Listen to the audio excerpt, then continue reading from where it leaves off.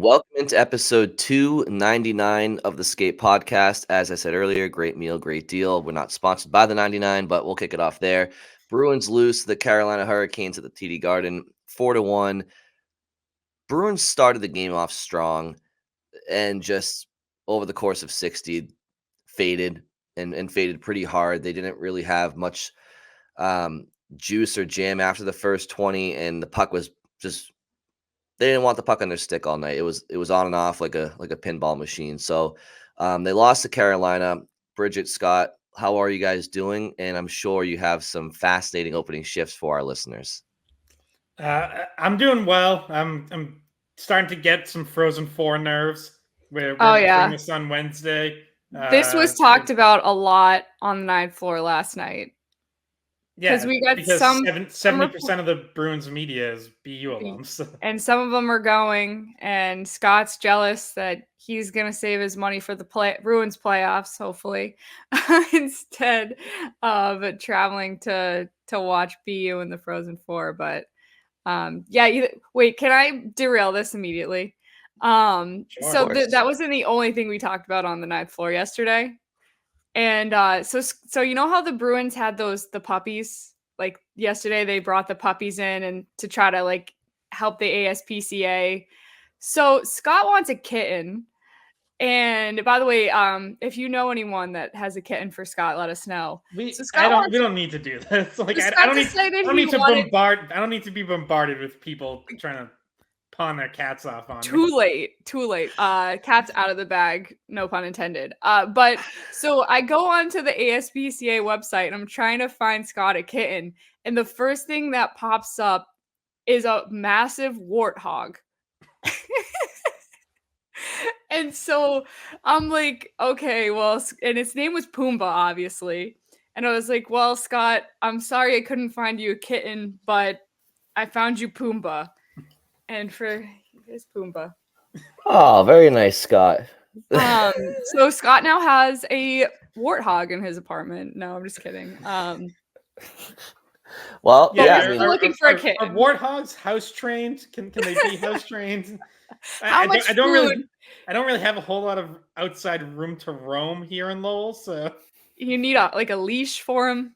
See, I don't know about you, Scott, but I would feel pretty offended because while Pumbaa is absolutely adorable, I mean, you know the old saying like pets kind of mirror pets look like their owners, whatnot. Is Bridget trying to say you resemble a warthog?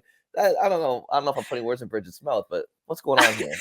You are, because truthfully, I kind of want Pumbaa too. So, I mean, I have a little bit more space out in the backyard for Pumbaa that I might have to call up the ASPCA and see.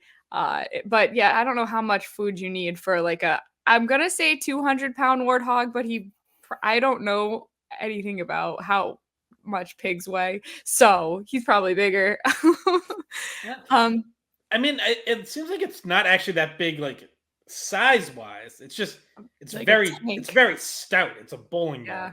I would lose my shit if I was at a Bruins game and I saw Scott walking around the TD Garden with Pumbaa on a leash. Like or if I stopped off in Lowell to go to Supas or something and I just see Scott on the sidewalk with Pumbaa, I would walking a warthog down the side of the road. I would love that. I think we got to make this happen. It's kind of a match made in heaven. I know. Yeah. Once you get the idea in your head, it's hard to shake. By the way, not any part of our pre-podcast preparation were we talking about Pumbaa or warthog. So absolute derailment by Bridget. You're welcome. Love it right off the bat. Just absolute chaos. It's like the Rangers Devils dropping the gloves right off the bat. 5 fights.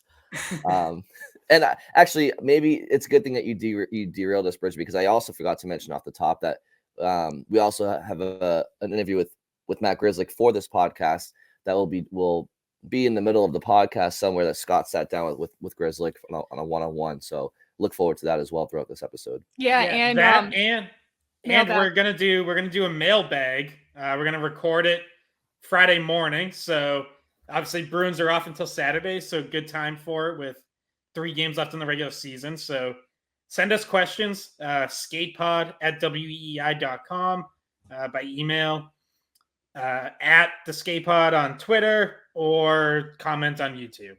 And please any questions or answers about either Pumbaa or a kitten for Scott. So I think we should get to you first, Scott, because I stole your thunder right off. Yeah, the that was Bridget's opening shift.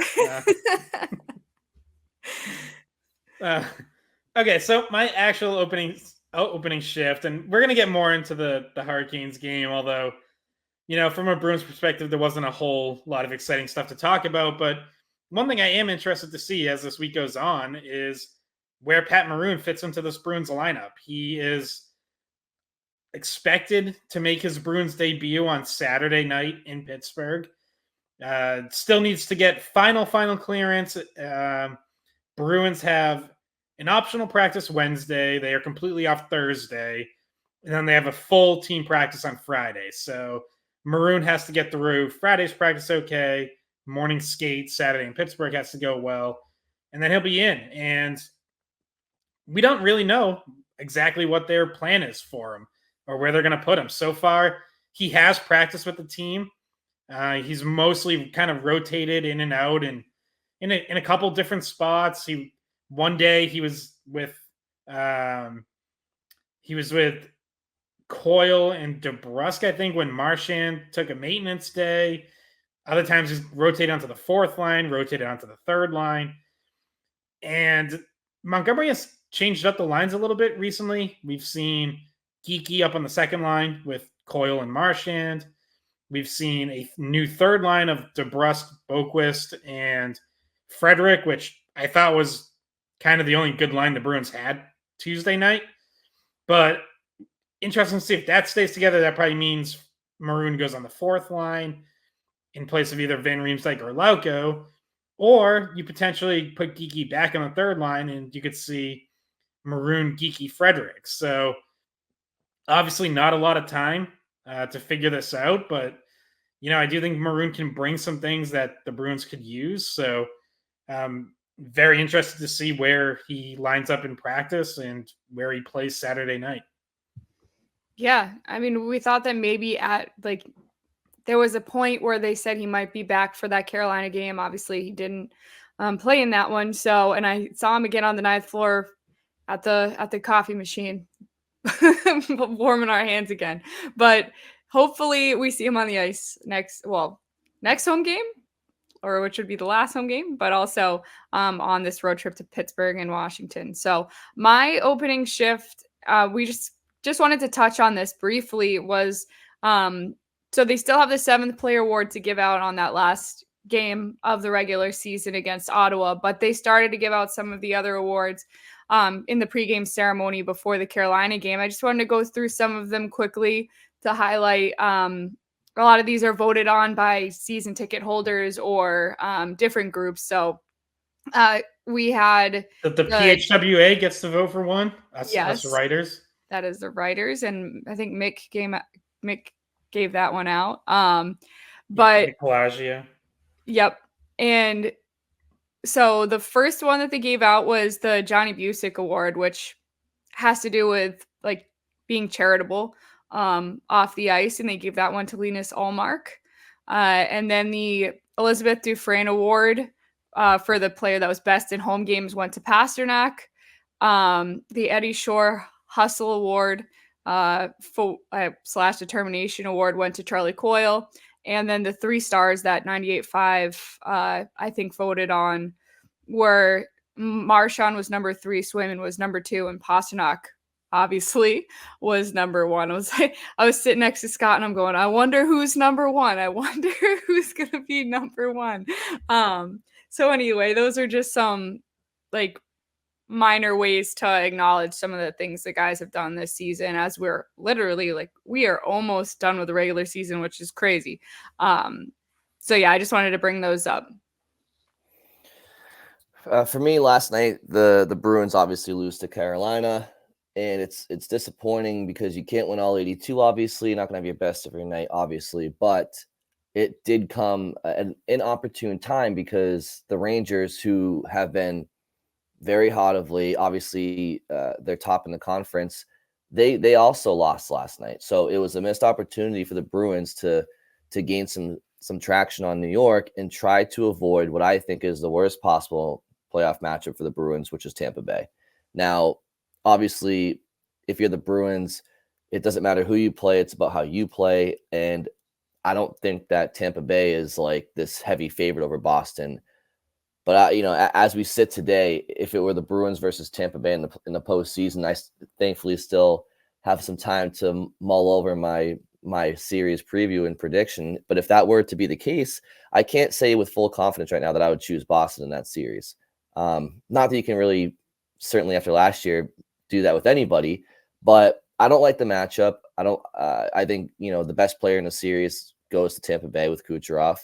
The best goalie in the series, I think, goes to Tampa Bay with Vasilevsky based on track record alone, and he deserves that respect.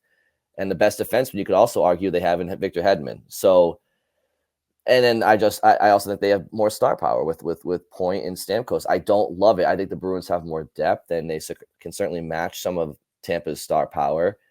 But it's not a matchup that I love if I'm a Bruins fan or if I'm the Bruins. And I think any chance you have to try to get that second wild card team, the Bruins should be playing for that. And it's not that they're actively trying to lose these last night, but it's just a missed opportunity is all.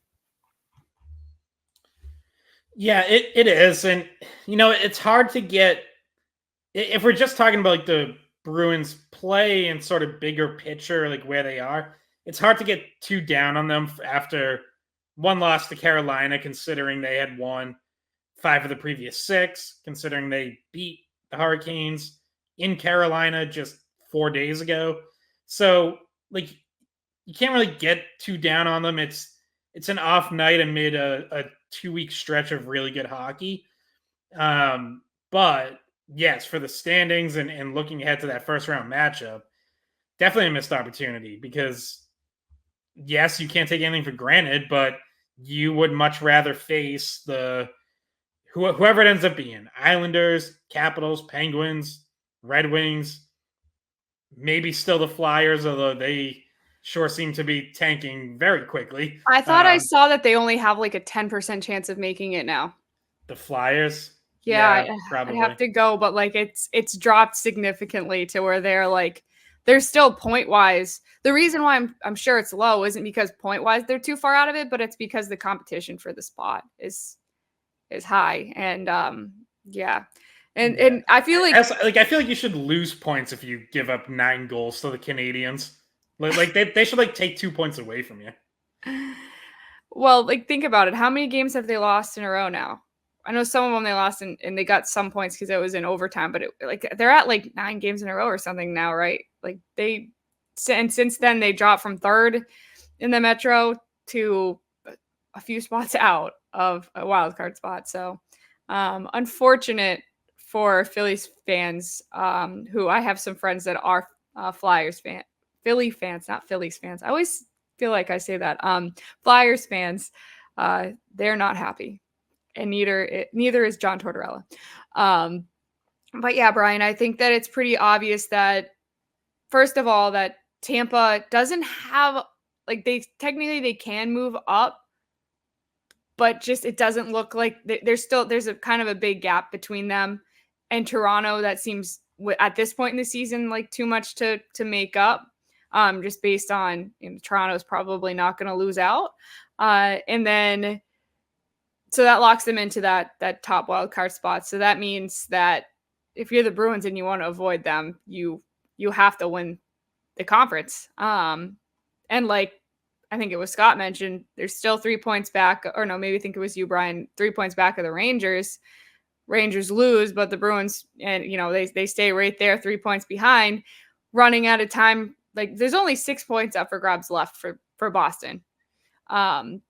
So they need some help from other teams to beat the Rangers.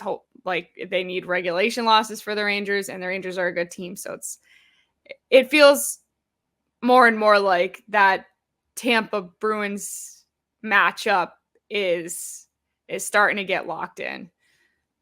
Yeah, or the Bruins could tank and have Florida pass them because they're just as close to Florida as they are to the Rangers. It's 3 points in either direction, but to your point, like most likely they're staying where they are. It seems unlikely they go up or down at this point. So, yeah, I would also rather face Toronto than Tampa. I just think Tampa's a more complete team. Yeah, that star power is scary. You take penalties, like you're playing with fire. That power play is firing on all cylinders.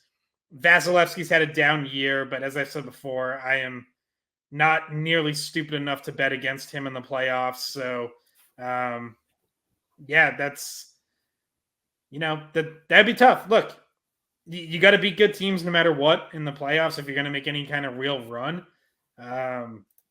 But first and foremost, like you just want to get out of that first round no matter how it happens, and you would have a better chance of doing it against one of the wildcard teams. But oh well, that's probably not going to happen. The other thing is like we've mentioned it a few times, but the current.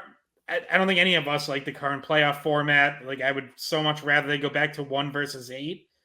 But even that might not actually change anything right now. Like for a while, it looked like, oh, the Bruins are going to get screwed because they're going to be second in the conference, but they're going to have to face the Lightning, who would really be the 6th seed, in a 1 through 8 format. Well, right now, after that loss to Carolina on Tuesday, the Bruins would actually be the 3 seed in the conference anyways. Carolina would be ahead of them. So you're not really getting screwed or anything either. Like this is just, this is just where you ended up. Like you knew you're in a tough division. You knew being second instead of first in the conference was going to lead to a tough matchup. And here you are. Yeah. And also it's like if the Bruins are going to try to do this goalie platoon, I feel like the worst team to try to do that against is Tampa Bay, where Vasilevsky is a proven Stanley Cup winner, and when he locks in, and I don't know. You want to sit there and say, well, the Bruins could match him in goal too because they got Ullmark and they got Swayman. And it's like, well, is Ullmark going? Is Swayman going? It's just I don't know. It's it's gonna be interesting. I think it's gonna be a very interesting first round against Tampa Bay, and I also think part of the postseason is war of attrition. It's a big part of it, and if you're going to go 4 rounds deep, you're going to need at least 1 round where maybe you beat a team in 4 or 5 games to get a little bit of rest. And I just think Tampa Bay that's a team that's going to test you right off the hop. Physically, it's going to be demanding, and that's the way it's shaping up right now. And so anyway, yeah, that was my biggest takeaway from the game last night, because I could sit there and criticize how I felt the Bruins played throughout the course of the game. I thought they started strong, like I said. I thought Pastrnak had one of his worst games of the season, certainly handling the puck. It was kind of off his stick all night, which was very uncharacteristic of him. He just seemed like he was fighting it, and I don't read into it any more than just that. So I just kind of want to get to the playoffs. It seemed like the Bruins kind of did too, but you can't if you're them. You kind of have to focus on the team in front of you because there's games to be played yet, and they still have things to work on. And I mean, Scott's opening shift in of itself, you have a guy named Pat Maroon who's going to be in a game 1 lineup. He hasn't played a game for the Bruins all year. So like there's still things this team has to figure out and how they gel. Yeah.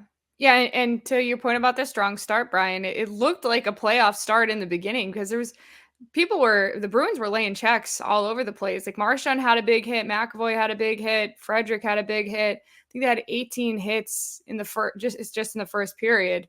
And they were being the more physical team than Carolina. So when you watch the start, you're like, okay, no, they're into this one. But then it faded, like you mentioned. I don't know if it's fatigue or it's, once Carolina got the lead, it was just hard to take it back, or, there's a lot of stuff factoring in. I also don't think I'm so conflicted when I watch Jeremy Swayman as well. Like there's certain things that he does that I'm like, oh wow, that's a great save. And then there's other times where I'm like, he's not getting post to post very quickly, or as quickly as he was earlier in the season. He's not sealing the ice as well as he was doing that earlier in the season. And so there's been a lot of wraparound goals scored on him. And I'm not talking about the wraparound Michigan goal by Svechnikov, because I'm pretty sure no goalie would have had that one. But there was another wraparound by Jarvis that beat him. And I just feel like that's a goal that he gives up now that he wasn't giving up in the middle of the season. Yeah, he was, I think, way off Tuesday night, and unfortunately for him, there's just been too many nights like that since the All-Star break. He has some where he looks great, and you're like, oh yeah, there's that All-Star form we saw, for what 60% of the season. But then there's nights like this where it's like that's not good enough. And you mentioned the wraparound. The Teravainen goal. It's a tough one because Teravainen's stick gets tied up at the last second, so it's kind of a changeup, but it just trickles through him. There was the goal that got called back, which was an impossible angle shot that he just didn't seem ready for, and it ends up being a no goal by literally centimeters. So he gets bailed out, but that still was a very shaky play for him. Yeah, and regardless, the puck was behind him. The puck got through him. The reason it wasn't a goal is because somehow it didn't have enough momentum to go a tiny bit further. Yeah, exactly. And I've been saying for a while, I think Ullmark's the game one starter. I just think he's been better since the All-Star break, and that's now a 2-month sample we're talking about. That's a pretty long stretch of time. But I also think both are going to play early in the series, whether it is a strict game 1, game 2 rotation, or maybe it takes till game 3, or however it ends up looking. I think both are going to play, but I think Ullmark gets the game 1 start, and probably, I could say Ullmark plays great game 1, they win. Swayman struggles game 2 and they lose. That might be enough for it to just become Ullmark's series. Swayman might not have a very long leash right now because, quite frankly, he hasn't really earned all that long of a leash in the second half of the season. So in that situation, Scott, if it were to become Ullmark series, right, where it's Ullmark game 1 wins, Swayman game 2 struggles, they lose, and that's it, that's the short leash. Well, isn't one of the big reasons why the rotation crowd is in favor of a rotation is because they don't feel that either goalie can handle that workload physically and mentally because they haven't done it all year. So isn't that what everybody's afraid of, is giving a guy a series? Yes and no. I think if you do that and say you go on a run, play 3 series, I do think Swayman will play again at some point. But if you're turning it over to Ullmark in game 3, he should be able to handle 5 games through the end of that series. You would think. I mean, yeah, but they wrote him for 6 last year and he was banged up. So if he's healthy, I kind of feel like any goalie should be able to handle 1 series. I think the concerns come in if you're talking about playing every game for 2, 3, 4 series. If they're all going long, if there's no real built-in break in the middle there, that's where I get concerned. I'm not. Last year was unique because Ullmark was banged up and he didn't make it through the first round, but I'm not too worried if he has to start games 3 through 7, 5 in a row. I'm not either. I'm just more so bringing up what I've heard a lot over the last year or so with different opinions around this topic, right? So that's what I would say. A lot of people want it. That's their whole reasoning, right? They carry the load. They support each other throughout the season. They're both so successful because they have the light schedule because they rotate so often, and so I guess I would ask those people okay, so again, if that's your stance, you have to stick with it, because in your scenario, Scott, that's fine, go with, but there's a lot of people out there that if Ullmark did win game 1 and Swayman did lose game 2, there's a lot of people that I would question, okay, well, you want this rotation no matter what, so you still feel that way, right? I'm not even talking about what you said, Scott, because I kind of agree with your approach. But anyway. But yeah, I don't know if I would call that a rotation or like a quiz or a test. Okay, you guys split the first. That's less of a rotation in my mind than That's literally just like, can you pass the test or are you going to fail the test? And also, by the way, in that scenario that you're talking about, it's like, okay, Allmark wins game 1, Swayman loses game 2. You think Allmark's going to have a perfect rest of the playoffs? Because I don't. Not that he's a bad goalie, but like, he's not going to have a perfect rest of the playoffs. He's not going to have a perfect rest of the series. So you probably see Swayman again. My whole thing is I just want them to be less resistant to making the change when it needs to be made than last year. Like less stubbornness about it. More like when you see something you don't like from one of them, you go, okay, other one. Like it just needs to happen quicker, and they need to be more willing to do it rather than like strictly do one then the other one then the other. Just more willing to use both. Yeah. And use both goalies more than a traditional goalie pair in the playoffs, or more than a traditional goalie situation in the playoffs. So it doesn't have to be like this crazy 50-50 split. It just needs to be more use for the second guy than other teams have done in the past, because you can do it, and because it takes the pressure off, it takes the workload off, and because nobody's going to be perfect. So sometimes you need to get that other guy in there to either give the other guy a rest, or have him work on his game, have him get angry, like I want this job, come back out with a spark that I might lose my job to this guy. So like, I think the healthy competition that existed throughout the regular season also helps in the playoffs. I agree, Bridget. And I like the way you worded that, where it's not having the reluctancy if something were to transpire, because the whole thing with the goalies is it seems like there's two camps for the most part. It's pick a guy and go with him, or do this goalie rotation. And to me, it's not one or the other. And here's what I mean by that. Last year against Florida, Allmark was the Vezina Trophy winner, and I wanted it to be his net for that series. He had earned that, in my opinion.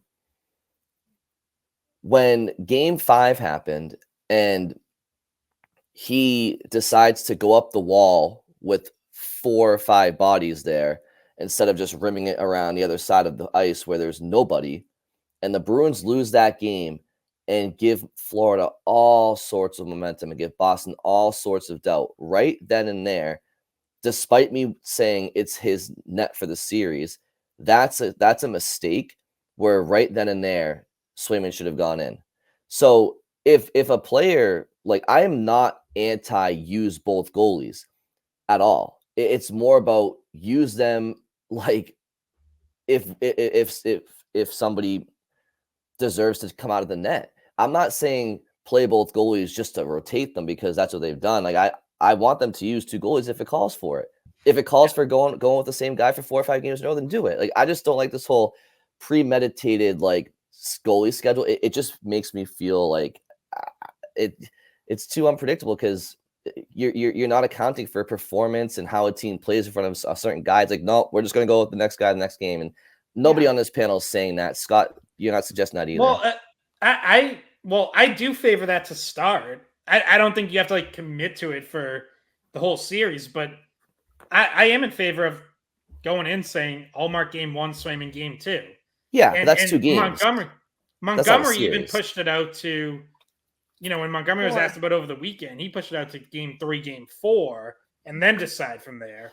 I think you can decide even before that. I think you can change even before that if you have to. But I'm totally on board with like scheduling out the first 2 games and then going game by game. If the Bruins, all I'll say is this, and I'm just going to forewarn people right now. If the Bruins win game 1 with goalie A and lose game 2 with goalie B, they're gonna hear it, and people will deserve to say what they want to say.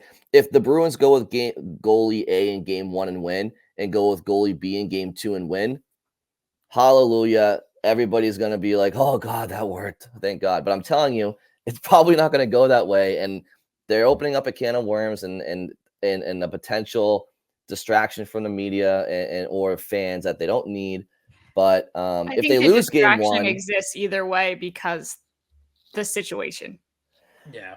I mean, if they lose game 1 with goalie A, win game 2 with goalie B, it's like, how do you go back to goalie A when he? It's just tough. It's tough, but Well, it'll be all fun to depends on watch. how it all depends on how crappy the goals were, or like how close the game was, or like whose fault it really was. Like, the Bruins, if it's a 2-1 loss, and Allmark only let in, like, he let in one that was iffy, and the other one, like, it was impossible. Like, there's so many situations we always find ourselves getting dragged into, but it's almost like you just know it when you see it, like that someone's not on their game, and rather than trying to be like, hey, what if this one wins this game and this one wins another game? So, and also, let's not forget, like, because my brother was a goalie, and this conversation always bothered him, because it's like, okay, well, if I get the loss, sometimes it's not my fault. Like, sometimes other people fucked it up a lot worse than Oh the yeah, goalie did. So for sure. maybe they come out flat and they can't score, and Allmark only gives up one, like that's I the kind of mean, thing where there's game just so much that goes on. Game 5 last year is an example where I'm sitting here a year later talking about how it's Allmark's fault, which it was mainly his fault because the puck wasn't a stick and all he had to do was just rim it the same direction the puck was going. But if you play that shift back, Marchand has the puck on the right wing boards and just passes it back to a point where there's nobody there, which makes the puck go down the ice. And then you have the miscommunication with Grzelcyk along with Allmark, but it is mainly on Allmark. But you're right, Bridget, like, yeah, there's a lot more to look at a game than just who won, who lost, what goalie was it. There's a lot more that plays Yeah. into it. Obviously, I'm just saying it'll be fascinating to watch, and I'm sure. Like, for example, if Swayman gives up the goals he did to Carolina, is that somebody that you'd say, okay, it's time to make the switch to Allmark? If I feel like Allmark won in that, if Swayman gave up a Michigan and gave up a wraparound goal to Jarvis in the third period the way he did, where he was just kind of like lackluster. He also gave up the batting goal that didn't count. That was a goal.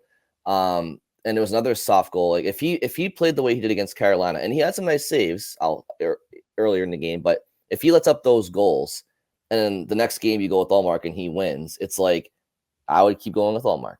It would depend on series and who's up and who's down in the series and whatnot. But yeah, and there'd be a lot of people that would say, no, go back to Swayman, give him a chance to redeem himself. I'm sorry, the playoffs is not a chance for redemption. It's a team game. It's not about individual redemption. So it would just depend on situation, Right. It's like I kind of view the same way I'd view any other lineup decision. Like, if one of the, I guess I'm going to say, like, fringe defensemen, the guys who aren't 100% safe in their spot, whether that's Grzelcyk, Wotherspoon, Peak, like, if one of them has a bad game, I wouldn't hesitate to put Lohrei or Shattenkirk in their spot the next game.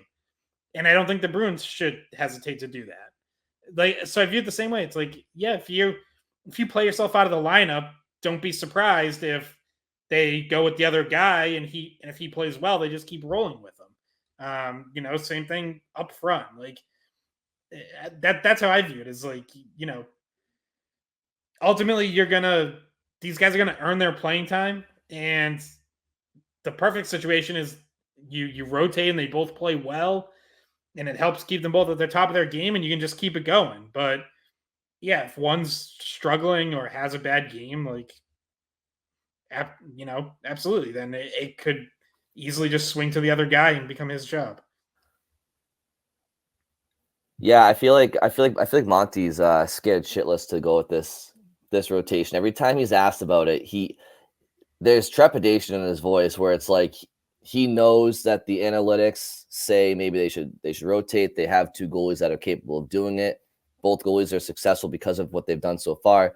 But I feel like you can hear in his voice, like, we'll see how it goes, but I think we're going to do it. Well, I think so. I actually think he's more open to it than a lot of coaches would be in a situation. And I think part of that is informed by last season. Obviously trying to ride one guy didn't work. So I think that alone makes him more open to using it. But yeah, like, it is also, like, it's kind of scary if you're a head coach, right? No one has really done this in, like, modern history.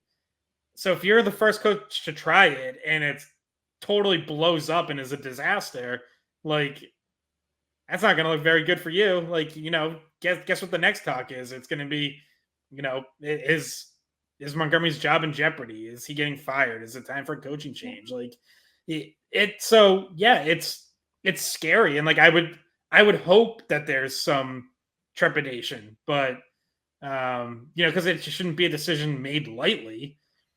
But at the same time, like I also think I do think he's fairly forward thinking. I think he's kind of creative. I think he's willing to make changes. And so I do think he's kind of more open to it too. Whereas there are probably still plenty of coaches in the NHL right now who would say like, no chance. That's not what you do in the playoffs. We're going to pick a guy and ride the hot hand. I mean, I just want to see it. I think I said this last year too. I just want to see it, like, right? Like, we can always say, what if, but like, what if we see it this year and it works? And now this sparks conversations from then on out. Well, remember that time that the Bruins rode the goalie rotation and it worked? Like, that the conversation changes if it's successful, right? Like, if future podcasts, future panels, it changes the narrative of it when you go back and think, as long as you can name that one goalie duo that it worked for. You're like, well, maybe other people will try to jump on and try it and use it to their advantage too. It may just be that this is not, and I know we've had callers call into Sunday Skate and be like, well, there was a goalie duo that split the net like that back, but they were naming stuff from a long time ago. So like modern day, you need to see it work for people to get on board with it more before it feels like such a risk for Montgomery to take, So maybe if they do it and it's successful, the conversation about it changes in the future. Well, and to circle it all the way back to the Lightning, what better way for it to work than to have Ullmark and Swayman rotate and outperform Andrei Vasilevsky in a series? Like, that would be quite the confirmation of it, being a good idea. Yeah, you got to grab Kong and Godzilla to take down a common enemy. But yeah, we'll see if it works. So I eventually saw that movie, by the way. Did you? Was it any good? I have not seen it. It's a mess. It's insane, but you get to see Godzilla and Kong doing their thing. So like, not all bad. Like it's hard to totally screw up a movie with those two. So yeah, and I don't know what people expect. It's not going to be like the Titanic or anything like that. Right. They're really good proven actors. They're just really good actors, so it's hard to go wrong. Well, I have heard rumors that that Kong is like notorious for monkeying around on set, which probably isn't really good. But yeah, not the best guy to work with. There have been, I will say, like, there's been some movies under like both titles recently that were a little more elevated, that were like legitimately really good movies. Like Kong Skull Island, really good. Godzilla -1 that came out last year, which is a Japanese production, excellent. But what was the one with Jack Black back in the day? So that was King Kong. I think that might have just been called King Kong, because that was the first one that had been made in a while. Yeah, that was like early 2000s, I think, right? Okay. Yeah, my heart just dropped thinking I was referencing Mighty Joe Young for a second, but thank God I got the right one. I was thinking to myself, are you talking about Kung Fu Panda? Oh God. Great movie, by the way. I did see that. So this is probably a good time to throw it to the Matt Grzelcyk interview that Scott had after practice the other day. So Scott, I think obviously Bridget and I listened. There's a lot to take from it, not just potentially looking forward to a BC national championship, but also some talk about Grzelcyk's confidence right now and where he thinks his game's at heading into the playoffs and whatnot. So let's throw it to Matt Grzelcyk right now, and we'll come back with reactions. Just wanted to know, like, how you're feeling about your game. Obviously, it's been a little moving around on pairs and out, that kind of stuff. How do you feel down the stretch? Yeah, I feel like probably ever since last month or so, it's trending in the right direction. Like you said, just playing with some different guys, trying to get some build some chemistry with them the next couple games here, and I feel like I've kind of had to do that my whole career. Obviously, I played a lot with Charlie, but early on in my career, kind of bouncing around there a little bit. So something that I'm comfortable doing and leaning on those experiences in the past, and I think it's been going pretty good. You mentioned like last month or so. What are the things you think you needed to kind of improve or pick up? Yeah, I think just get back to being cleaner with the puck on the breakout and through the neutral zone. I think I was probably at times just not taking enough initiative myself, and deferring to my partner or other guys on the ice. I think try to make a point of emphasis to get my feet moving, and I think doing that offensively, it helps my gap going the other way, and I think that's been a focus of our group in general, and we were kind of struggling there for a bit. I think just getting our D pressed up in the O-zone, I think it's worked well both ways, so allowed us to close off plays before they happen. We were probably spending a little too much time in our D zone, so I think it's been going well for us recently. Does anything change when you're with Carlo or Peak instead of McAvoy? Yeah, I think Charlie can obviously lug the mail, likes to get involved, going the other way, so I have to be a little bit more mindful of not having too much of a 5-man attack at times, and not getting caught, pinching if he's down and things like that. And maybe if I'm playing with those guys, I'm the one who's trying to, transport the puck and move the puck myself, and not always, have to shove it off to them. So I think it allows me to play a little bit more assertive. So that's what I'm looking forward to keep doing. In the past, there's been some postseasons that maybe haven't gone the way you wanted. Is it like, fresh opportunity going in again this time? Like, how do you kind of approach it? Yeah, I mean, I think my focus right now is just to, keep playing well going into the playoffs. Hopefully that will, give me some confidence. And, it's, the game changes a little bit. It's a little more physical game, so making sure I'm getting back first on pucks, and having an idea of what I'm going to do with the puck.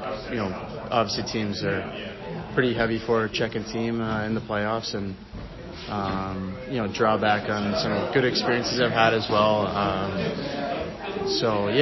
think just look back on what I've had success with, and play to my strength. I know my limitations as well, and I'm not always going to want to have to, put myself in positions to battle in that front against much bigger guys. And obviously, there's times where you're just going to have to do that, but just be smart and pick the areas that I want to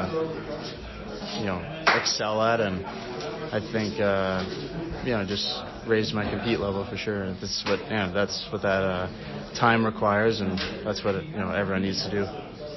I don't know if this is really accurate, but it seems just to the naked eye like there's maybe been a little more willingness among the D in general to flip a puck out if there's not a play there. Is there anything to that, or seeing things? I think we especially as the season goes on, there's not going to be as much room out there, and I think a point of emphasis for us this year is just to continue to play north. I think our identity is being a good forechecking team, so not always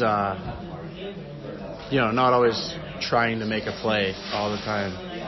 Sometimes flipping it out into an area is just the best play, and I know I'm definitely guilty of always trying to make a little pass, or as the season rolls around, there's just not as much room out there, so that can be a good play. And I think our wingers have done a really good job of pushing out to back the other team's D up, because I know that especially Carolina, they do that to us. Their wingers are always just flying out, and they don't always have possession with the puck, but even if you don't get possession off of it, it's still creating a lot of chaos. So I think that's been something we've talked about throughout the year. Do you think about contract situation at all, or can you completely block it out? Or? Yeah, I wasn't. I mean, I haven't really been in this position before going into the year, so something I was probably I don't know the right word, but just thinking about in the summer. Wasn't sure how the season. If I was going to think about it during the year or anything, but it really hasn't been too much of a focus. I think the only thing I can control is. My effort out there, and so that's what I've tried to focus on. Obviously, you can't completely block it out. I mean, I love playing here. It's the only place I've ever played, and something try not to take for granted. Obviously, growing up here, so but ever since probably the deadline has passed, I think that just the focus has been on rounding out our game. Going into the playoffs and just continue to play with confidence and assertiveness and let the chips fall where they may. All right, change up. What do you think of BU's chances? I like it. Yeah, I think they got off to kind of a shaky game maybe against RIT, even though it was 6-3, but we were following along. I think we had a game the second night, but checking the score in between periods. That was a great game against Minnesota. I think it's just cool for college hockey to have 4 of the top programs every year. You don't really see all 4 make it all in one year, so it's going to be tight. It would be, I don't want to get ahead of myself, but obviously to see a BCBU final would be pretty cool, but they're going to have their hands full with Denver. But no, it'll be good. We'll throw a wager on the line maybe with Heino and Monty, and I don't even know, is it next Thursday? Or this Thursday? This Thursday. Oh, so we can see it. Yeah, no game. And then Saturday, now we have a game. Yeah. But we'll find a way. Yeah, it's roughly, they're both like ESPN and ABC. Yeah. It's like 6 o'clock national championship, and then you guys at 8. It's sort of weird, like, overlap. So we'll get to watch a little bit during the warm-ups maybe. Yeah, it'll be good though. I mean, they've been so fun to watch this year. Yeah. I think we played that afternoon game in Philly, and then me and Charlie went straight to watch BCBU. I think it was right before All-Star break for us. So they ended up losing, but that was the most packed I've seen it in a long time. Obviously, with the amount of top picks they have, everyone wants to go see. So yeah, it'll be good. I mean, BC they're the real deal, but they had a scare last weekend. I know Quinnipiac. Yeah. They're a good team too, but just too much talent there. Yeah. But no, that would obviously be really cool to see in the final, because I think it's only happened one other time, maybe. 78. Yeah, BU won. Yeah. They had 3 of the Miracle on Ice guys. Yeah. Or was the only had already graduated? The other 3 were still there. Jack O'Callahan. Yeah. Charlestown's finals. There you go. All right. Thanks, Matt. Appreciate it. All right, so that was Scott sitting down with Matt Grzelcyk after practice. And Scott, from what I understand, it was supposed to just be a typical interview, but you charmed him so much. He was like, you know what? Let me give you an interview for the pod. Yeah, something like that. No, it wasn't originally planned as a podcast interview, so maybe sounded a little, I don't know, maybe a little more raw than normally. Like if I know I'm doing an interview for the podcast, I have it more planned out ahead of time and, actually plan questions, whereas this kind of just turned into, I don't know, conversation, just a few different random topics. But it's okay, Scott. Maybe that's Hakuna better. Matata, right? It's all good. No worries. But yeah, so thanks to Bruins PR for approving it for podcast use. But yeah, I thought, it's interesting, right? Because obviously Grzelcyk is, especially come playoff time, one of the most divisive players among fans. Obviously still has his believers. Also has a lot of people who doubt him come this time of year, and for pretty good reason. Like I totally get it. Obviously, he's had some playoffs where he hasn't held up, where he hasn't been able to play as well as he usually does in the regular season, and if you add that on to him having already a little bit more of an inconsistent regular season this year than past years, like you totally get where the doubt comes from.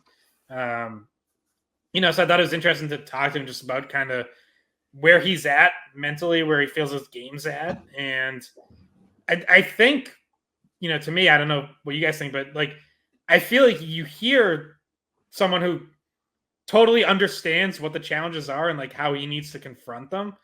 It's not like I didn't hear anything that suggested any sort of like false confidence or someone who thinks they can do things they can't, but understanding, what you have to do to be successful and where you have to simplify and where you have to avoid a heavy forecheck, and then actually going out and doing it in a game at playoff pace are obviously two different things.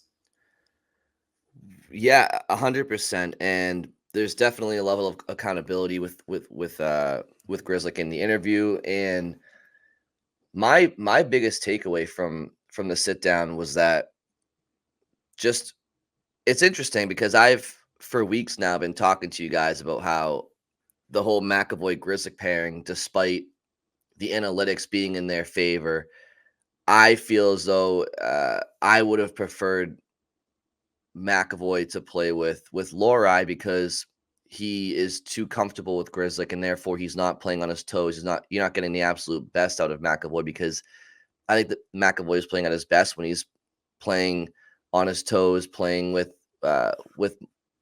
just more, I don't know, like take control of the game outside of his comfort zone. Now, right now he's playing with Lindholm, and so that's whatever. But what's also interesting is that it also appears, based on Grzelcyk's own commentary, I don't think playing with Charlie McAvoy brings the best out of Matt Grzelcyk, because Matt Grzelcyk mentioned that he has so much confidence and there's so much skill and elite level of hockey coming out of McAvoy that when he plays with McAvoy, he knows that Charlie's just going to take the puck and do his thing. So Grzelcyk tries to be more of that stay-at-home, safety blanket for McAvoy when he takes those chances. And playing with Carlo or playing with Peak or anybody else, he's able to kind of elevate his transition game and be more of that role. And I sit here and say, well, if playing with McAvoy means that you are somebody who tries to be his security blanket and play more conservative, that's not a good thing, because that's not what Matt Grzelcyk does best. Matt Grzelcyk is best in transition. He's best at moving the puck. He's best at being somebody who can play that role. So not only do I think that McAvoy plays too comfortable with Grzelcyk, I also think that Grzelcyk plays too shy with McAvoy. And I'm starting to think, despite their analytics, I really don't think that they should be together. I think you keep Lindholm with McAvoy and Grzelcyk with Carlo. And if Lohrei finds his way into the lineup, then put Lohrei with Carlo. But I really don't think that the McAvoy Grzelcyk pairing should be something that they go to with regularity in the postseason, because of what Matt Grzelcyk himself said.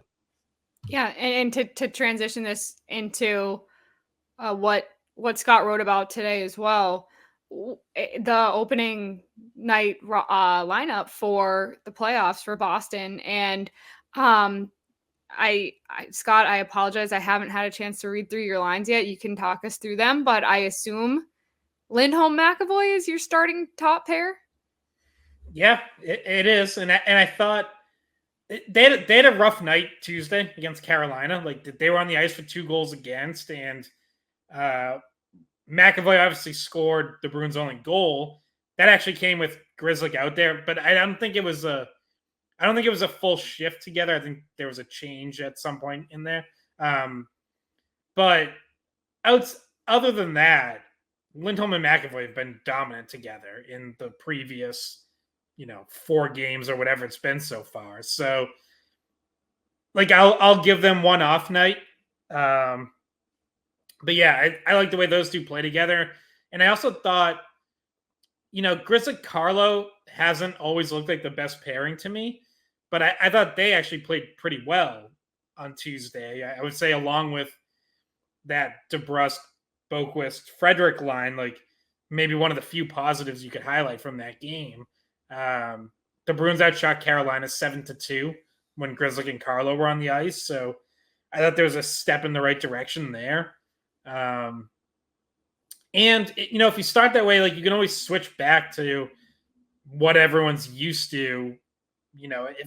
If for whatever reason Lindholm and McAvoy are having an off night, like, you can go to Grzelcyk, McAvoy, and there's obviously a comfort level there, and you can put Lindholm back with Carlo, and there's a comfort level there. So I think it also gives you some flexibility, but I do, especially on home ice, like, I really like the mismatches you can create with Lindholm and McAvoy together, whether that's, a mismatch defensively because you want them matched up against the top line, or mismatches offensively where you want to take advantage of what those guys can do in the offensive zone if they're out with, say, the Pasternak line. Like, that's a fivesome on the ice that should generate some chances. Scott, what did you make of Grzelcyk's comments about playing with McAvoy and not being able to or not that he's not allowed to, but himself maybe shying away from playing the style of play that, in my opinion, got him to the National Hockey League and made him an effective player in this league? Yeah, like, maybe I kind of doubt he would have gone into it too much deeper, so it probably wouldn't have really been worth my time. But, like, I wonder if there's been a shift this year, because, you were kind of referencing the chart that I quote tweeted, this is probably a week ago now, of, I think it was like the last 20 years, best defense pairings in terms of goals percentage and expected goals, and Grzelcyk McAvoy is number one. I sort of feel like the years where they're at their absolute best, they were both very involved offensively. Like, you would see, now part of it is also, you would see them on the ice with the perfection line a lot. And, like, they would just set up in the offensive zone and they would all be cycling around. And, like, McAvoy and Grzelcyk both had the green light to pinch, to move down, to go behind the net, to go wherever. And I almost wonder if, like, remember early in the season and, maybe even lingering into the second half, one of the big problems with this team was the transition chances they were giving up. Too many odd man rushes, too many just chances coming back the other way after losing the puck in the offensive zone. And so, like, I wonder if at some point it was almost like instructed to Grzelcyk of, like, hey, you're gonna have to hang back a little. You're gonna have to be a little more conservative, because we're just giving up too many. We're losing pucks in the offensive zone. We're giving up too many chances the other way. So someone's going to be the security blanket. Whereas in the past, I think there was more freedom to be like, well, if we turn it over, whoever happens to be out high is just going to have to get back. And you had more freedom to do that when that guy who might be rotating out high is Patrice Bergeron, who is better than 98% of defensemen in the NHL anyways. So, you don't have that. So, like, you lose that luxury. And I just feel like that's probably changed. And Grzelcyk has probably at times struggled to find that balance between, as you said, like, playing the way that made him successful for a long time and being the security blanket that this specific team has needed. Yeah, and so that leads us to where he does slot in best right now, which he's looked good next to Carlo, which has been a pair that he's been on before. The analytics for that pair were also pretty good, if I recall, when they were together, Scott, for when you looked into their stats together. But no, they were not. They've been very hit or miss over the years. There's been some really good stretches of them together and some really bad ones. Yeah, I remember you looking into it last year. Do you remember what you came up with last year? I barely remember what I ate yesterday other than popcorn, so it's all right. It's okay. But so regardless of, not looking at the analytics on this one, that's a good option for them, because Lindholm McAvoy seems like right now that's the best top pair to start out with, which means you're trying to find, and we've liked how Weatherspoon and Peake have played together, right? So then that's your third pair. Absolutely. then you're deciding who you want to match with Carlo. And right now, Grzelcyk Carlo makes the most sense. Though, did you mention, Scott, throughout the year that Lohrei and Carlo actually played well together analytically as well? Their numbers are decent. They're not great. I think the Bruins have still given up more goals than they've scored with them together. But they had a good game. I think like the last time they were together, they had a good game.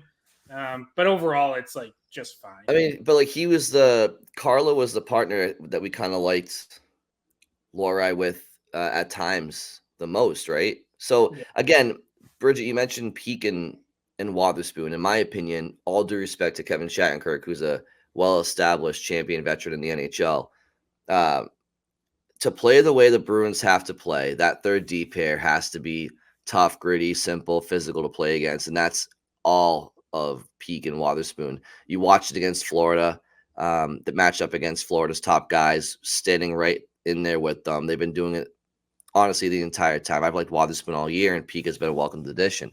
So those guys, in my opinion, that's your third D pair until one of them gives you a reason to take them out for a little bit.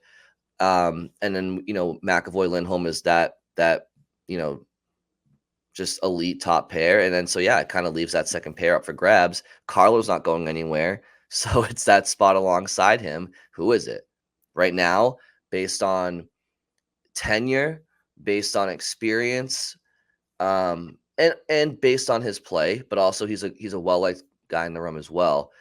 Matt Grzelcyk, he has the lead on Lohrei. I understand that the coaching staff will feel that way. I personally would probably go Lohrei, but I understand I'm probably in the room kind of by myself on that one, and I'm kind of conceding they're going to go with Grzelcyk, I think, and Carlo, and those other two D pairs for now. Well, yeah, Lorrai's only played 2 of the last 8 games, so that kind of tells you where their head's at with trying to where their trust level is at, I guess, with his workload and his, just what he still needs to work on to be ready for an NHL playoff. So I think that's our best indication that Grzelcyk has played more over the stretch of the last 8 games. And when you look at the games that Lohrei did play, he played that Philly game on March 23rd, and then he played in Nashville. And so we haven't got to see him a whole lot recently. And when you have a young kid like that, you probably, if you really intended on playing him some decent time in the playoffs, you'd be wanting to ramp him up right now rather than go the other way. So I think we've started to see over the last few weeks the D pairs. So not, I don't want to say solidify, but I think we get a good idea of what the intention is for what they want those 6 guys to look like, because we haven't seen Shattenkirk a whole lot, we haven't seen Lohrei a whole lot, and they've tested out a few different pairs over the last 8 games. You see the tendency to go back to those 3 pairs that we were just talking about. Yeah, and on Wotherspoon Peak, like, really can't emphasize enough how impressive their game was against Florida on Saturday, which we kind of barely got to in Sunday Skate, and obviously this is our first podcast since then, so I want to make sure we do cover that. Montgomery went out of his way to match them up against Tkachuk and Bennett. And if you go back to that series last year, what was the line that gave the Bruins the most problems? It was Tkachuk and Bennett. So they got that assignment, gave up virtually no score. I think 1 scoring chance they were credited with. That line did score, but that was off a crazy bounce off the glass right to Tkachuk, and that was actually with Lindholm and McAvoy on the ice anyways. So Wotherspoon and Peak, match their intensity and physicality and were willing to push back and all that, but more importantly, didn't give them scoring chances, kept them away from the net front. So that is such a huge, if you can use your third pairing that way in that kind of a matchup in the playoffs, that's such a huge plus, because then it does free up Lindholm and McAvoy for more offensive situations. It means Grzelcyk Carlo or Lohrei Carlo, if he ends up getting in, doesn't have to be used as a shutdown pairing, right? Like you don't have to all of a sudden bury Grzelcyk or Lohrei with defensive zone starts. Right. So that's just such a huge plus. So yeah, they're absolutely together in my mind. And the funny thing is, like, if you had asked Bruins fans who this guy, Parker Weatherspoon and Andrew Peeke were to start the season, they would have been like, who? What? That's our third pair to start the what went wrong for this to be the pair to start the playoffs? But it's a pair that actually has they've proven themselves, and they've certainly proven themselves together as a duo, not just individual stuff aside that Parker Weatherspoon has been able to accomplish this season and getting the contract extension and playing well enough to hold on to a lineup spot that wasn't guaranteed for him at all. I mean, he was a long shot for that spot, I would say, to start the year out of camp or out of preseason. And he beat out guys like Ian Mitchell, and he beat out, I mean, even Shattenkirk now, and obviously Forbert's injured, but at times he had been playing over Forbert. He's done a great job, and it's just funny that that's the third pair going into the playoffs when Bruins fans probably didn't know who either of those guys were to start the season. Not that Peeke wasn't a pro, but I don't really know why he would have been a household name in Boston either at that point. Yeah, I mean, I think they're such a welcomed addition, and fortunately for Bruins fans, Don Sweeney did know who those two guys were at the start of the season. Certainly, Peeke was on his radar at some point. But here's what I love about this third D pair. And by the way, Bruins fans wouldn't have known who Adam McQuaid was before they knew him, or Kevin Miller before they knew him. And those guys were McQuaid a champion, and Miller had the heart of a champion as far as third pair D guys. I love them in their roles respectively throughout their time here. But what I love about Wotherspoon and Peeke is that they don't just go out there and out of obligation play physical against Bennett and Tkachuk because they have to, because they're being told that they're the third. No. They love it. They love the physicality. They welcome it. They love getting hit. They love giving hits. Like Wotherspoon, he's a menace. Like he's always smiling at guys when he's getting hit or giving a hit. He's always in their face after whistles. He was mic'd up for Behind the B like a month or two ago, and you could just hear what I was just describing. He's just always chirping guys and just loves being in the battle of things. And then Peeke was mic'd up against Florida down in Sunrise for a recent Behind the B, and I think it was Tarasenko leveled him behind the net, and he was laughing, and on the bench somebody's like, "You all right?" He's like, "Yeah, I'm fine." Like they aren't just doing it out of obligation; they're doing it because they want to be those types of players, and those are the most annoying guys to play against. I'm sure Matthew Tkachuk and Sam Bennett are used to guys cowering from them. Well, when they go hit somebody or stick somebody, and all that they're getting in response is a laugh and a face wash back, that's going to bother them. And Derek Forbert was a previous guy in the third D pair in this role, but Forbert was a guy who he didn't mind playing that style, but he didn't thrive in it. He wasn't somebody that was out there looking to mix things up, or he was just a big body who ate pucks. These guys, they love the roles that they're in, and you can see it because Peeke is getting a new lease on life in Boston, and Wotherspoon was a career minor leaguer until Boston took this chance on him. So they really appreciate what they have right now. Yeah, for sure. And how many games earlier this season where we geez, Bruins kind of just came out flat and no one really ratcheted up the intensity. And obviously in the playoffs, you would hope you don't need that. You hope everyone's bringing 100% effort right out of the gate. But the more guys you can have in your lineup who can kind of fire things up and raise that intensity level, the better it's going to be. And that's also where someone like Maroon coming into the lineup comes into play. So, yeah, all that means nothing if they stink defensively, which is why I say it's just as important that they're actually playing well defensively too, in addition to bringing that attitude. One thing I did want to say, on Grzelcyk Lohrei, obviously I agree that Grzelcyk has the inside track right now. If if for no other reason than the fact that he's the one playing and Lohrei isn't, as Bridger pointed out. I would say, like, I think it might be a relatively short leash for Grzelcyk, though. Like, if he has a rough game or, you know, a couple only okay games early in the series, like, you could see that switch for sure. I mean, we saw Grzelcyk come out of the lineup last year. I actually thought it was a mistake when he came out of the lineup last year with Clifton going in. But, like, obviously his spot's not totally secure. And for Lohrei, I would just say, like, listen, you know, one really good game can change this, right? Like, he's not getting a lot of opportunities, and I'm sure he'd like more. But if you really take advantage of one of the opportunities you get, you know, maybe you change that conversation a little. Like, he's going to play at least one of these last 3 games. I think everyone on the roster is going to play in that back-to-back to close out the regular season. Everyone's going to play at least one of those 2 games. And, you know, I think back to, like, now, different kind of player, obviously, and kind of different ask of the job. But 2 years ago, Chris Wagner spent the entire year in Providence, got called up for literally the last game of the season, and won a spot in game 1 of the playoffs. Like, won a job.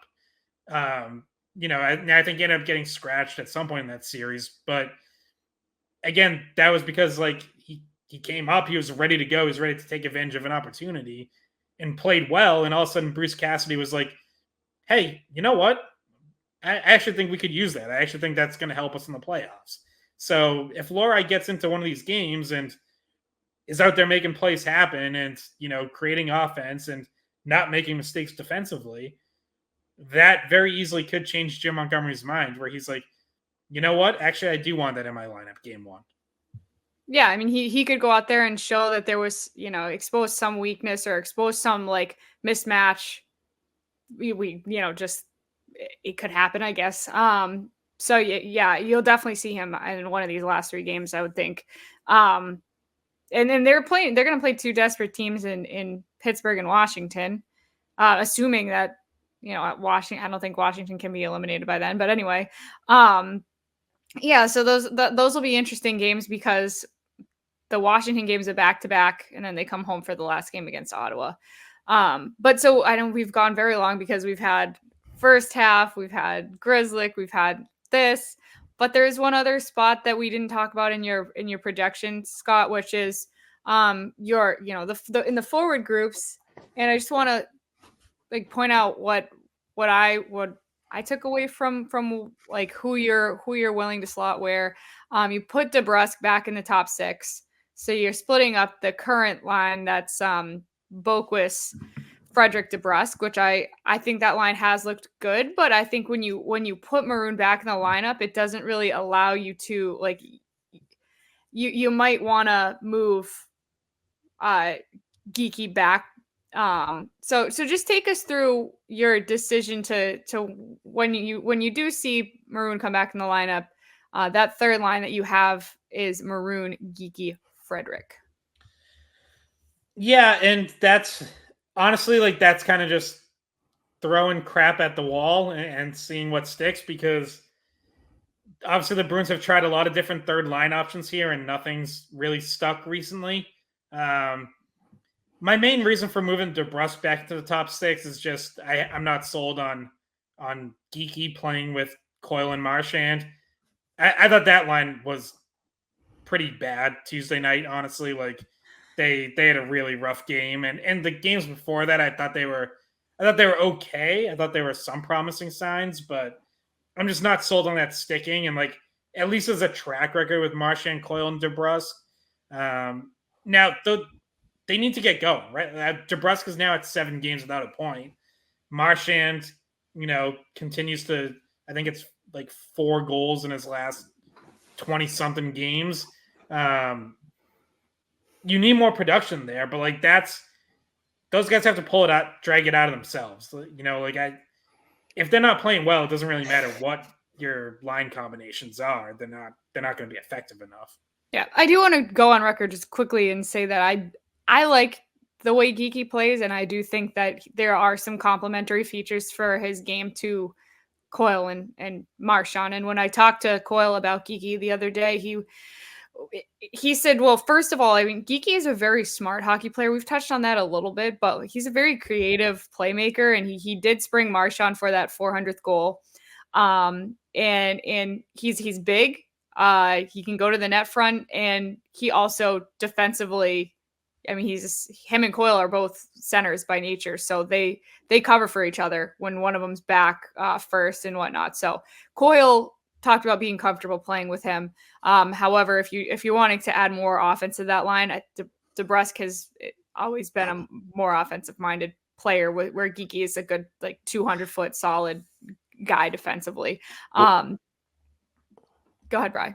Well, I was just gonna say, I have an option for that line that wasn't mentioned, and that's when he's healthy, potentially Brazeau. Now, he's a guy that you haven't seen much of him in the top 6, but you've seen a little bit of him. But I think he's been one of the Bruins' better forwards. So you want him with Coyle and Marchand?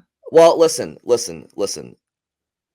I want to put the team out that gives the Bruins the best chance to win. I've been watching Justin Brazeau pre-injury impacting the games he's played in positively more than I've seen Jake DeBrusk. So if you're telling me a player's ceiling and who makes sense there, I understand it's DeBrusk, but I can only go based off of what I'm watching. Now, I'm not saying I would do that to start, and obviously Brazeau's injured. But what I'm saying is, if Jake DeBrusk is in that second line, or that top 6 role, and his regular season struggles carry on into the postseason, and Justin Brazeau is healthy, all I'm saying is you wouldn't have to convince me too long to make that switch at all.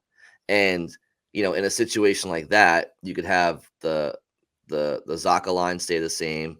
You could have Boquist with Beecher and Maroon. You could have Geekie with Frederick and DeBrusk, and Marchand with Coyle and Brazeau. All I know is that these Bruins forward lines, it's been musical chairs all year. So I'd be a fool to think that they're going to sit here and stick with the same 4 lines all the postseason. They're going to change. And I think, while it takes a lot for me to say that DeBrusk deserves to be in the top 6 to start the playoffs, it's tough to argue on a pure talent standpoint, offensively challenged team outside of their top guy or two, that to not put a potential 25-30 goal scorer, and the keyword is potential, in your top 6. I understand why that argument should be made. So I'm not going to dispute that. To start the playoffs, I have no issue with him going there, because you have to work with what you have, and that's what this team has. But if he were to continue his struggles, I wouldn't give him a long time to rectify it. You can't. Well, it's the playoffs. Yeah, what's the over under on Montgomery first changing up his lines in the playoff? I'm in the over under at 10 minutes into the second period of game 1. Yeah. He'll change them during warm-ups multiple times at least. and on the Brazeau point, I'll just say because for me, I was just doing game 1 projection, and I'm assuming Brazeau's not going to be ready for game 1. But there hasn't been any positive update. So yeah, but I mean, if he's healthy, he's in the lineup. He's earned that. He's one of their 12 best forwards if he's healthy. I just don't think he's going to be by game 1. He did skate though, at least. Yeah, he's skating, but positive. Also but it was an upper body. It's an upper body injury, so you would assume he can at least skate. Well, yes, but if he broke his wrist or something, you would know, and maybe wouldn't be worth skating because he might be out for 3 months or whatever. So it's not it's not incredibly telling, but it's certainly not. It's if anything, it's positive. It's not negative. Yeah. Well, and one last thing about the projection that Scott has, and I'll call it controversial, because the player that's missing from the forward group is James Van Riemsdyk, who we've talked about a lot over the past few weeks, and trying to come back from his illness and whatnot. But right now, you have him out, and you have your 4th line with Beecher, Boquist, and Lauko. And that's without Brazeau being in Scott's theory, because he'd be injured. So without Brazeau being in the lineup, he still has JVR outside the top 12, which, based on his play, you can't really argue it. It's just a matter of, it's the Jake DeBrusk argument. because Bridget, your friend at Bruins Network Anthony was put out some stats on DeBrusk, how the last 7 games, I think he had 0 points or 1 point, previous 10 games, 12 points. And I had to go in with okay, but what about the other previous 15 games, which was 2 points? And I said, obviously I was polite about it, but basically, I said I'm not gonna hold my breath on him performing in the playoffs, but if he does, great. And Anthony came back with how DeBrusk has 10 points in his last 12 postseason games or something like that. And it's like, okay, so what you're telling me is I can't really judge him on what I'm watching right now because he has points in his last 2 postseasons. So I guess what you're saying is let's just hold out hope that he can turn a new leaf in the postseason. Are you arguing with my friends on the internet? No, I'm not arguing. I like. He's like tweeting at my mom like, "You're wrong about Jeremy Swayman." Like, well, Brian muted himself, but I will say on DeBrusk, like, listen, if he plays the way he played in that first round series last year, I don't think I'm gonna have any issues. Like, he was one of the guys who played pretty well in that series. I had really no issue with DeBrusk in the postseason last year, but right, you do have to see that because 7 games without a point is not acceptable. Like, you got to get going again. Well, what do we watch the regular season for all year if we're just gonna? And by the way, when I was muted, what I was saying was Anthony and his Twitter account, Bruins Network, is one of the best out there. If you're gonna cite the statistics, the last 15 games, and then I come back with the previous 15 games, and then it's like, well, he played well in the postseason. Well, we can't just cherry pick like that. We can only go based off of right now. And if the argument is, don't worry about the regular season, he's played well the last 2 postseasons, fine. Like maybe there's a new lease on life. The reason I bring this up is that's the only thing you can talk about with Van Riemsdyk. He doesn't have much postseason of late to refer to, but you can play that whole, he's an experienced guy. Maybe it'll be a fresh start. But if we're going based off the regular season, maybe he's getting healthier. Maybe he's getting healthier. Maybe he can help your power play, which, by the way, he got moved back up to the top unit for, I want to say, the last 6 power play opportunities. We know how that's been going. The power play still not great. Not his fault, obviously. It's a whole team thing. But, if you were to just come in one of these last few games and score a power play goal, then I think he changes his projection, right? Like his upside is higher than Lauko. But Lauko brings intensity, and Lauko brings, forechecking, and Lauko does other things better than Van Riemsdyk. But the total upside of Van Riemsdyk scoring wise is so much higher. Well, it was, yeah. I mean, when I did my first projection, which was almost 3 weeks ago now, I had him on the third line with Geeky and Frederick, and I said that's been the Bruins' best third line this season. And I still believe that, but Van Riemsdyk's just not playing well enough. And like I asked Montgomery the other day if there was still, is he completely past the illness now? And Montgomery was like, yeah, he's been completely passive for a couple weeks now. So but he doesn't have the illness anymore. But when you lose, which reportedly was about 10 pounds or maybe even more, it takes a little bit to get back, Sure, but I think the most important part there is Montgomery's not giving him that as an excuse anymore. Yeah, true. Montgomery's saying he's fine. Like that's not an issue. If the exercise is to give a game 1 lineup, like I can see why giving the 1,000+ game guy that's been a scorer in this league the opportunity in game 1 to turn a leaf, and then if he doesn't, game 2, maybe go to that lineup Scott mentioned. I can get behind that because again, if we're gonna give DeBrusk the don't worry about his slump leash, we have to give it maybe to Van Riemsdyk too. 2 quick points before we go, guys. The NHL player superlatives came out, and Brad Marchand once again has won the award amongst his peers for the player least that they hate to play against but would love to have on their team. And I just want to say also a couple other Bruins notes. TD Garden, voted by NHL players, is the third hardest building to play in, according to NHL players. So kudos to the fans. And David Pastrnak won best style.